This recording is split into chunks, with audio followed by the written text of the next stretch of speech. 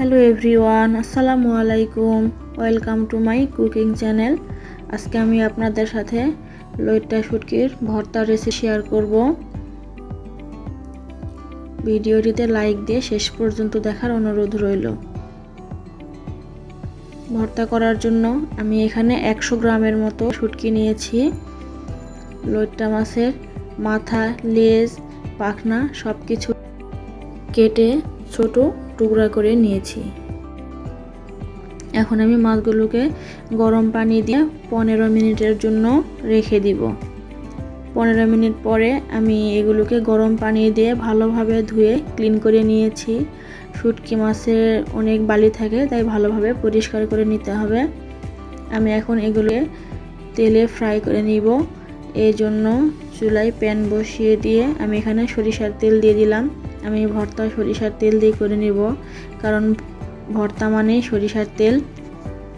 এখন আমি ক্লিন করে রাখা মাছগুলোকে দিয়ে দিলাম। আমি ভালোভাবে নেড়ে চেড়ে ফ্রাই করে নিব।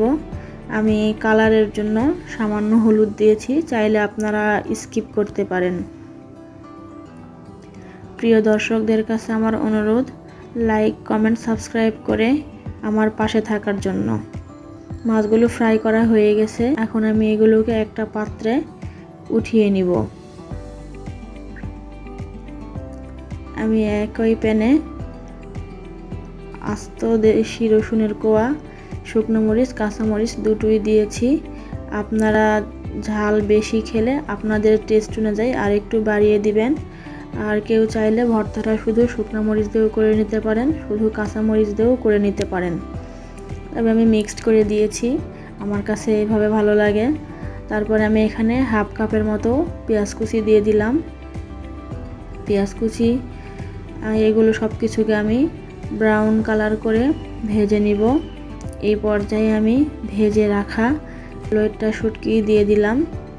সব কিছু আমি আরেকটু ভালোভাবে নেড়ে চেড়ে ভেজে নিব।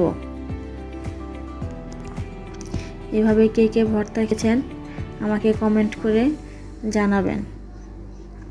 সব কিছু টেলে নেওয়া হয়ে গেছে। এখন আমি এগুলোকে ব্লেন্ডারে উঠিয়ে নিয়েছি, কারণ আমি আজকের ভর্তাটা ব্লেন্ডারেই করব। এই জন্য আমার ব্লেন্ডারে ভর্তা করে নেওয়া হয়ে গেছে।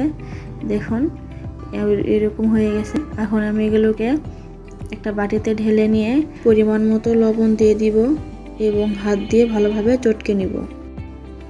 অনেক সহজ ভর্তাটা করা যায় এবং খেতেও খুবই টেস্টি হয়। আমার ভর্তা করা হয়ে গেছে। এভাবে ভর্তা সত্যি অনেক মজার। অনেক লোভ লাগছে, আমি আর থাকতে না পেরে সামান্য ভাত খেয়েই নিয়েছি।